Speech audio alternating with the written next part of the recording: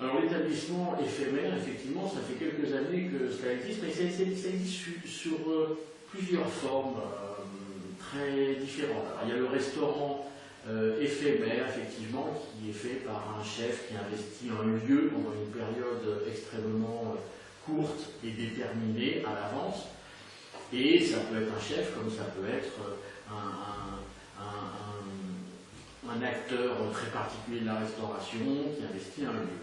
Et puis on a vu aussi d'autres opérations se monter à New York, par exemple dans le métro new-yorkais, où un restaurateur a nourri les gens qui étaient dans le métro avec à la première station on leur sert l'entrée, la deuxième station on leur sert le plat, et à la troisième station on leur sert le dessert. À la quatrième station ils descendent, on leur donne un café à boire. C'est un côté éphémère extrêmement court, puisque ça va durer quelques minutes en tout, sur une durée d'une semaine, parce qu'il le faisait à la même heure, au même endroit, sur la même ligne, et effectivement les New-Yorkais voulaient absolument goûter à ces produits, encore une fois faits par des chefs qui étaient présents dans les wagons, etc.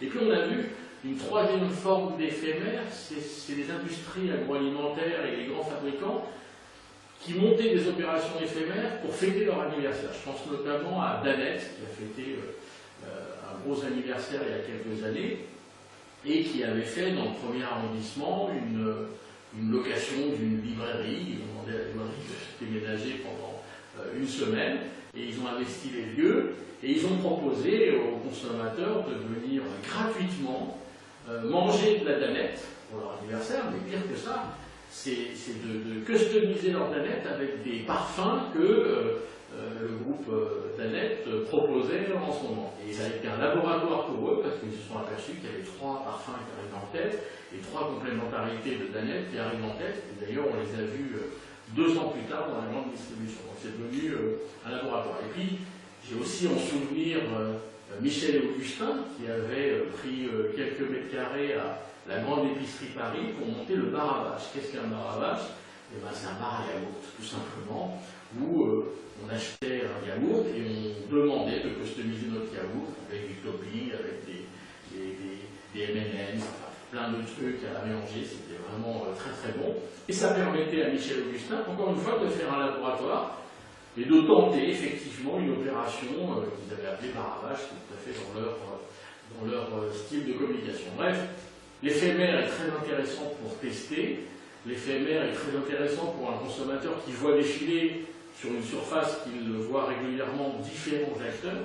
Et je pense à la gare de Lyon aussi, qui a aujourd'hui un espace éphémère où il fait tourner des concepts de restauration, ce qui permet à la gare de Lyon de tester ces concepts-là pour voir s'il les fait entrer définitivement. Et puis ça permet aux acteurs venant pendant une période de tester eux-mêmes leurs concepts avec de très forts flux.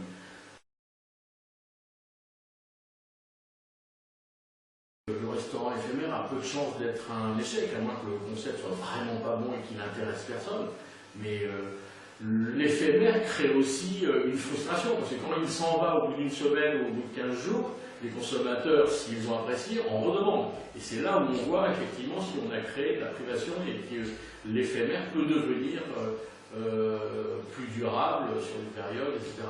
Et puis l'éphémère a un autre avantage, c'est que le modèle économique de l'éphémère est extrêmement intéressant, puisqu'on s'installe sur du précaire, ça ne coûte pas très cher de s'installer parce qu'on nous donne de la surface, on fait beaucoup de chiffre d'affaires parce qu'on est sur du grand flux, et puis tout le monde est gagnant. Donc c'est un côté intéressant d'un point de vue économique.